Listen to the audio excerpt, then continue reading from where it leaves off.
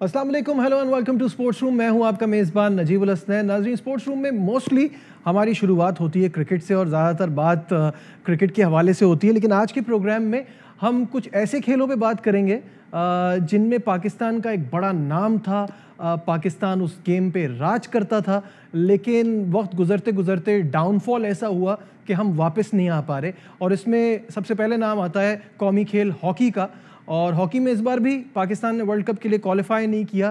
तफसीलात क्या हैं, आइए आपको दिखाते हैं सबसे पहले इस रिपोर्ट में। जी हाँ, हॉकी के इस डाउनफॉल पे बात करने के लिए फॉर्मर ओलंपियन कमर इब्राहिम साहब हमारे साथ हैं। समीउल्लाह साहब भी हमें ज्वाइन करेंगे। सबसे पहले कमर साहब, मुझे ये बताइएगा कि ये बार बार यही बात होती है, बहुत ही ज़्यादा हम वर्ल्ड कप में नहीं हैं और हमारी पाकिस्तान की रिप्रेजेंटेशन नहीं है, एक ऐसा मुल्क जिसकी इतनी रिच हिस्ट्री रही है, क्या कहेंगे? नजीब, सबसे पहले तो मैं ये बताऊं कि मैं अफसोस की बात कहना पड़ रहा है कि 2013 में जब हम पहली दफा पाकिस्तान वर्ल्ड कप से बाहर हुआ है, उसके बाद से लेके आज तक, आज के दिन तक वैसी कोई भी प्रिपरेशन या कोई भी इकदाम नहीं उठाए गए हैं जिससे कि पता लगे कि ये जो अहदेदारान है ये हॉकी की बेटरमेंट के बारे में कुछ सोच रहे हैं। ये चीज इतनी डाउनफॉल पे आ गई है, मतलब कि आप जो आपको स्टेप्स लेने चाहिए वो आप नहीं समझ रहे, और जो एसोसिएशन ग्रास रूट पे काम करने वाले लोग हैं, इन लोगों को भी समझ में नहीं आ रहा है कि अगर पाकिस्तान की हॉकी ऐसे ऊपर नहीं जाएगी तो ये जो एसोसिएशन भी चला रहे हैं ये सब खत्म हो जाएगी हॉकी। बिल्कुल, तो इनको समझना चाहिए, क्योंकि यहाँ पर इनकी अपनी सियासतें खत्म नहीं होती हैं, सब बोर्ड के चक्करों में ब्लैकमेल्स करते हैं, और ये सब चीजें इतनी प्रॉब्लम क्रिएटिंग करती हैं कि वो जो कि अच्छा काम करने वाला भी होता है वो बंदा कोई काम कर नहीं सकता।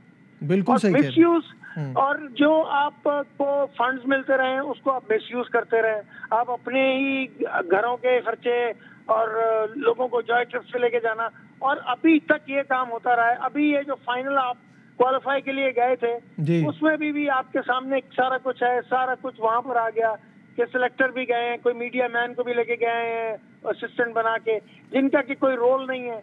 बाहर की टीमें जो है वो 8 ऑफिशियल्स होते हैं और सब के सब ड्यूटीज दे रहे होते हैं, क्योंकि इतना काम बढ़ गया है इस वक्त इस हॉकी में, इस मॉडर्न हॉकी में इतना काम बढ़ गया है, मगर ये लोग इस चीज को ना मानने को तैयार हो रहे हैं। और मैं अफसोस के साथ कहूंगा कि जो हमारे पुराने 70s के 80s के ओलंपियंस हैं, इनका बहुत बड़ा कसूर है इसमें। इस चीज को मानने को तैयार ही नहीं हो रहे हैं कि अब जो है हम लोग उस जगह पर नहीं है।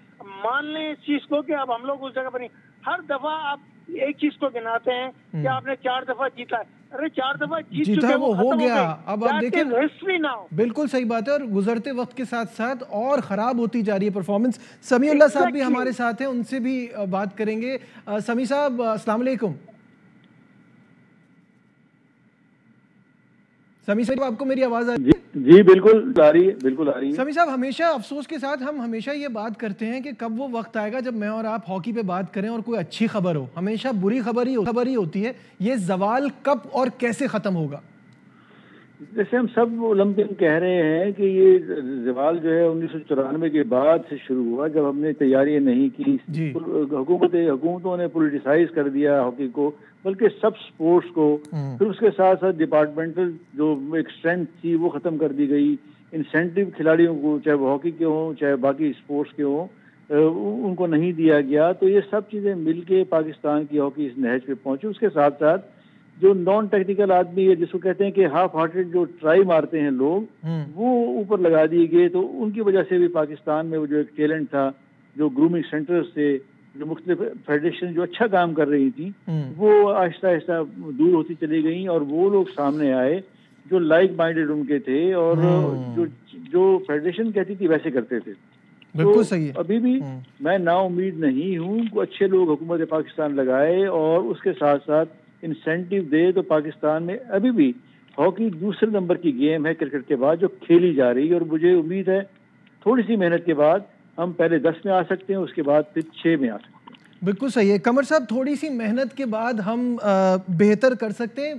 वजूहात जो है ना, बेसिकली इन अ नटशेल मुझे समझाइएगा, क्या टैलेंट की कमी है, इंफ्रास्ट्रक्चर ठीक नहीं है, प्रॉब्लम आपके हिसाब से कहाँ आ रहा है? देखिए, समी भाई ने बहुत अच्छा आइडेंटिफाई किया सारी चीज को। देखिए मैं आपको बताऊं, सबसे बड़ा प्रॉब्लम जो है वो ये है कि आपने एक जो डिपार्टमेंट्स की हॉकी खत्म कर दी, बिल्कुल, उसकी वजह से तो इतना बड़ा गैप आ गया है कि कोई भी लड़का अब खेलने को तैयार नहीं है। वो अभी आप एक सिंपल सी बात देख लेना कि पाकिस्तान ने अभी जो एक डिलेमा फेस किया है कि पाकिस्तान के जो प्लेयर जिनको पाकिस्तान ने ग्रूम किया इतने साल खिला के, उन्होंने पाकिस्तान से खेलना जरूरी नहीं समझा, उन्होंने कहा हम लीग खेल लेंगे।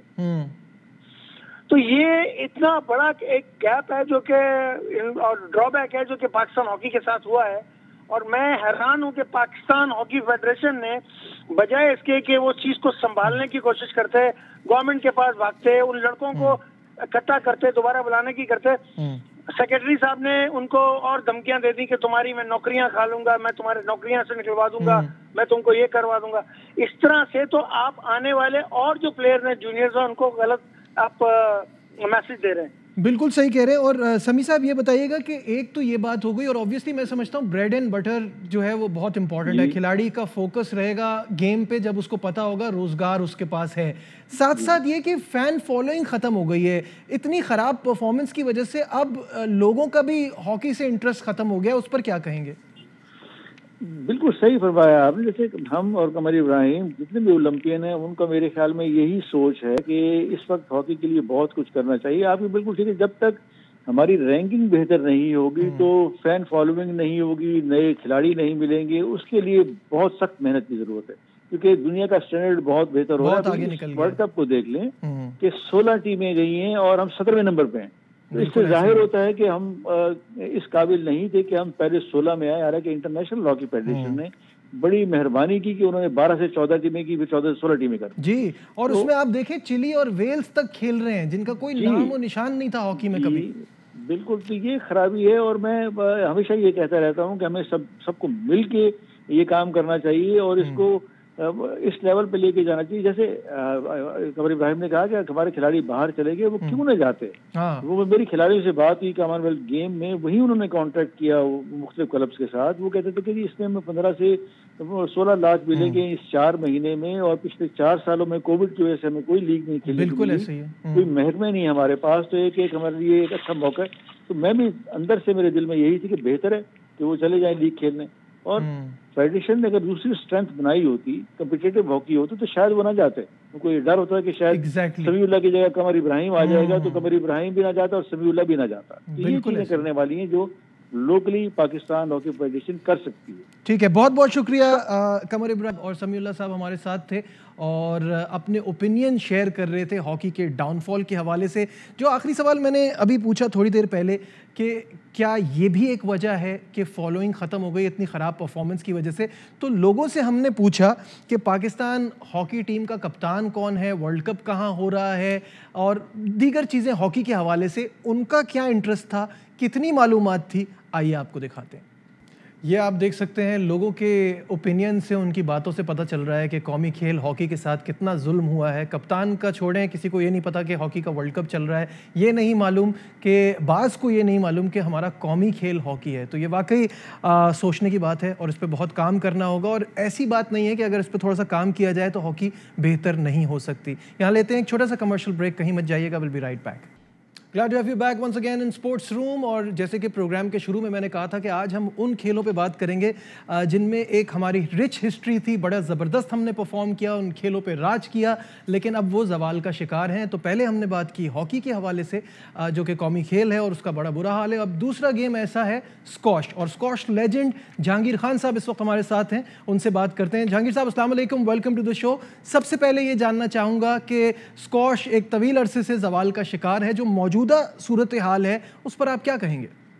मौजूदा सूरत हाल जो पाकिस्तान स्क्वॉश की है उसकी वजह यह है कि जब लैक ऑफ एक्सपर्टीज हो, लैक ऑफ प्रोफेशनलिज्म हो और लैक ऑफ एडमिनिस्ट्रेशन हो, तो यही वजह होती है कि जहाँ पे हम एक ज़माने में वर्ल्ड चैम्पियंस होते थे, एक ज़माने में टॉप 10 के अंदर 8 से 7 लड़के रैंकिंग में हुआ करते थे, आज हम कहाँ हैं ये सबके सामने है। ये कोई ऐसी चीज़ नहीं है कि जो किताबों में पढ़ ले और आप उसको चला लें। इस टोटली डिफरेंट थिंग, इस टेक्निकल चीज़ होती है, इसको डिफरेंट तरीके से चलाया जाता है, इसको डिफरेंट अंदाज में ग्राउंड में कोर्ट्स के अंदर लाया जाता है। आप देखें दुनिया में आप कहीं भी चले जाएं, चाहे वो इंग्लैंड हो, अमेरिका हो, ऑस्ट्रेलिया हो, इजिप्ट हो, उनका तौर तरीका से ही सीख लें कि वो किस तरह चलाते हैं। उनके पीछे सारे वो लोग हैं जो हाफ ऑफ सेंचुरी से इसमें इन्वॉल्व हैं, वो इसमें अकाउंटेबल भी हैं, वो इस काम को जानते भी हैं। और सबसे बड़ी बात है जहांगीर साहब, एशियन चैंपियनशिप, ब्रिटिश जूनियर समेत इवेंट्स में जो इस वक्त कारकर्दगी है, उसको देखते हुए आप स्क्वॉश का मुस्तकबिल कैसा देख रहे हैं? हाल ही में आपने देखा होगा कि ब्रिटिश जूनियर में और तीसरे एशियन चैंपियनशिप में जो हमारा रिजल्ट रहा है, जो परफॉर्मेंस रही है, मैं समझता हूँ कि यही सब कुछ इसी अंदाज से नज़र आता है कि आपने कितना इस पर काम किया है, कितने प्रोफेशनल एटीट्यूड से इस पर काम किया है। और मुझे नहीं लगता कि आने वाले वक्त में हम इससे और भी बेहतर हो सकते हैं, हम बल्कि और पीछे जा सकते हैं। क्योंकि जब अब इस एनवायरनमेंट में काम कर रहे होते हैं, सिर्फ कहने से परफॉर्मेंस नहीं बन जाती है, परफॉर्मेंस खुद बोलती है, परफॉर्मेंस खुद नज़र आती है। अगर आप किसी से प्लेयरों से ये इंटरव्यू करवा रहे हैं कि जी मैं बहुत अच्छा खेल रहा था, मैंने ये अच्छा किया, मेरे साथ ये कोच ने बड़ा अच्छा किया, तो ये चीज़ें कोई परफॉर्मेंस में शामिल नहीं होती है। परफॉर्मेंस को बोलने की ज़रूरत नहीं पड़ती है, परफॉर्मेंस खुद बोलती है। ये हाल आ गया है कि हम श्रीलंका जैसे लोगों से आ रहे हैं, हम कुवैत जैसे लोगों से आ रहे हैं जो हमसे सीखते थे, जो हम लोगों को लुकअप करते थे कि वो क्या प्लेयर्स हैं, क्या चैंपियंस हैं। तो आज ये मैयार आ गया कि हम उन लोगों से हार रहे हैं जिनको हमने सिखाया है। स्क्वॉश का ये हाल है और ऑफिशियल्स बच्चों के साथ इंटरनेशनल टूर पर जा रहे होते हैं, तो ये किस कदर गलत है, क्या कहेंगे इस पर? बिल्कुल बड़ी शर्म की बात है कि जब मुझे बाहर से लोगों से कॉल आती है, पूछते हैं, बताते हैं कि यहाँ तो जो ऑफिशियल्स आए हुए हैं जिनको एक तो कोई नॉलेज नहीं है स्क्वॉश के बारे में, ना उनकी कोचिंग का पता है, ना कोई स्ट्रक्चर नज़र आता है, ना कोई प्लानिंग नज़र आती है। और फिर जब वो ऐसे टूर पे अपने फैमिलीज को साथ लेके जाते हैं तो it should not be like this, और ना ये चीज़ होनी चाहिए। मैंने आज तक नहीं देखा कि सेक्रेटरी बैरियर के लेवल के लोग टूर में एज ए कोच की हैसियत से भी जा रहे हैं, एज ए मैनेजर की हैसियत से भी जा रहे हैं। ये टोटली रॉन्ग होता है। आप दुनिया में जाएं, आप वहाँ की टीम की मैनेजमेंट देखें, वो आपको नज़र आती है, एक टीम वर्क नज़र आता है। एक बाहर के लोग मुझसे इस तरह की जिक्र करते हैं और कहते हैं कि यार पाकिस्तान का एक लेवल कहाँ था, क्या पोजीशन थी, और आज हम किस लेवल पे ये बातें करते हैं जिनसे हम बात करें तो हमें खुद महसूस हो जाता है कि वो किस जहनियत से और किस प्रोफेशनल एटीट्यूड्स के साथ यहाँ पर। ठीक है, बहुत बहुत शुक्रिया। जहांगीर खान साहब हमारे साथ थे और अपने ओपिनियन शेयर कर रहे थे स्क्वॉश के जवाल के हवाले से। दोनों खेलों पे हमने बात की, उम्मीद करते हैं कि इसकी बेहतरी के लिए ज़रूर काम किया जाएगा। आज के प्रोग्राम में बस इतना ही। दीजिए अपने मेज़बान नजीबुल हसनैन को इजाज़त। अपना बहुत ख्याल रखिए। अल्लाह हाफ़िज़।